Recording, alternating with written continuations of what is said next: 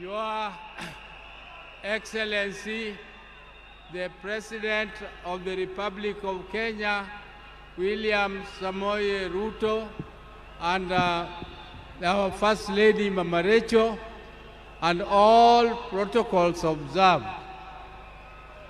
I have a very heavy heart to say farewell to my dear brother.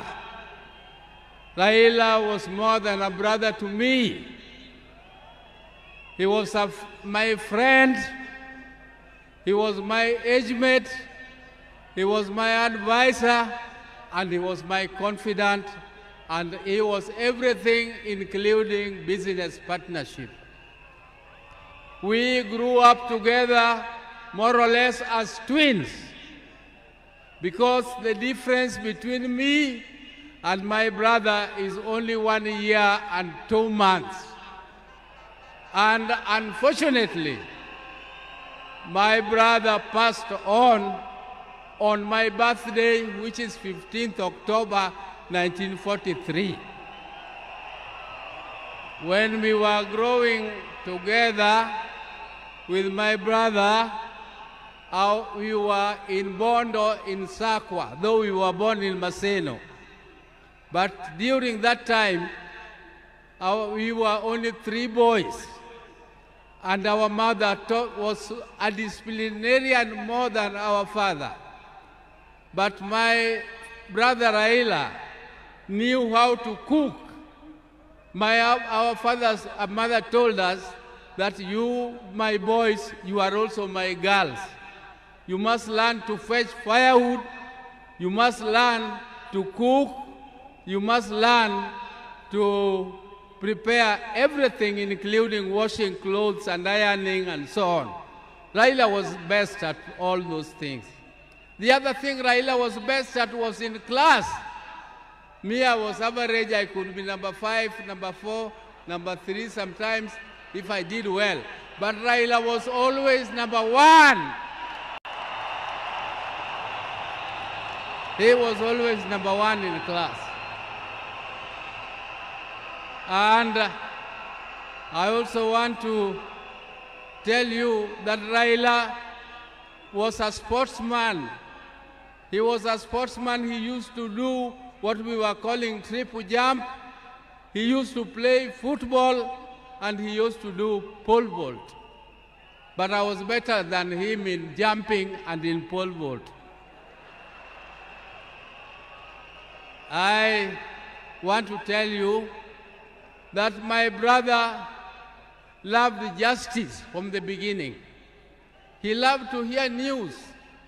And one day he was late in school, and when the teacher asked him what he was doing, he said he was still listening to the radio. He wanted to hear news. And he was only at standard 3, standard 4.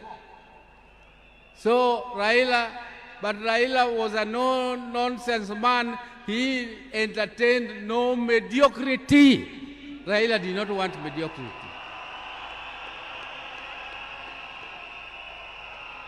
If you came across him with lies or something mediocre, his left hand was very fast. He could give you something to teach you a lesson that you must always be truthful. He protected me and my brother, the later Gola, because he was more brave in confronting anybody who attacked us. Ladies and gentlemen, I can tell you the story of Raila the whole day, but that is not my intention today. My intention is to tell you that even though my brother was almost the same age as me, but younger than me, I can tell you that I respected him as my leader in the political arena.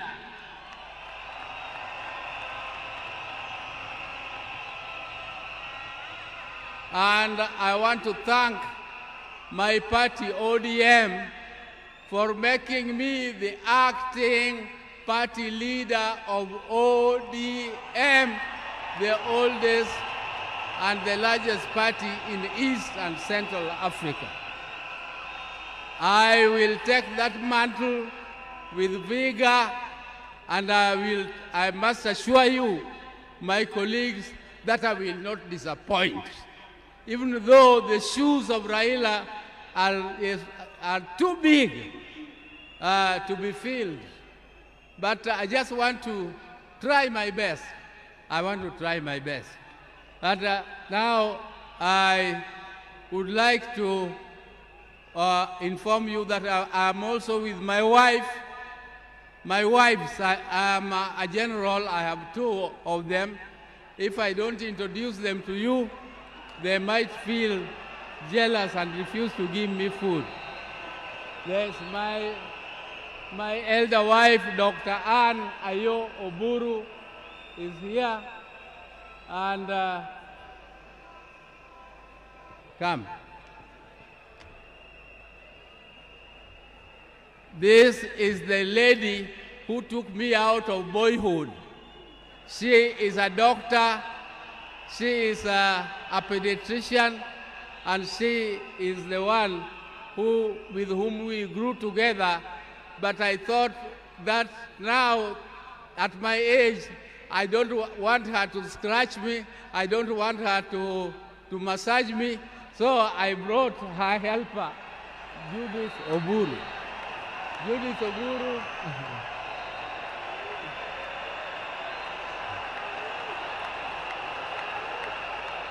Judith Oburu here works with NSSF, and she is also an accountant by profession.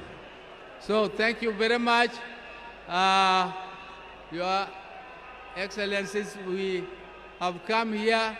Tomorrow we are moving home, and we shall talk to you again when you come to Bondo. And I thank you all for listening to me and giving me this opportunity to listen to you. But please, keep the spirit of Raila burning. We are going to keep the spirit of Raila burning. You can see Raila has siblings. You can see Junior has spoken here very well. You can see Winnie is there burning. You can see Rosemary is there burning. And you can see their mother, Ida, is here. Ida, please keep the family together and make sure that the fire of Raila keeps burning forever and forever more. Thank you for listening to me. Oh, let me leave on. Asante, my brother, rest in peace. My brother, rest in peace. Greet for us, my dad, Jaramogi Oginga Odinga. Greet for us, our mama. Greet for us, our mother, Mama Mary Oginga. Greet for us, our father, Jaramogi Oginga Odinga. Greet for us, all our brothers, Agola, Osewe, and Odima, who left before us. And greet for us, all of them. And I'm sure God the Almighty is going to welcome you with his hands there, because you were magnanimous, you loved God, and you loved people. That is what God also expected of you, and you have done your best. Rest, my brother. Rest in peace. Rest in peace, my brother. Thank you.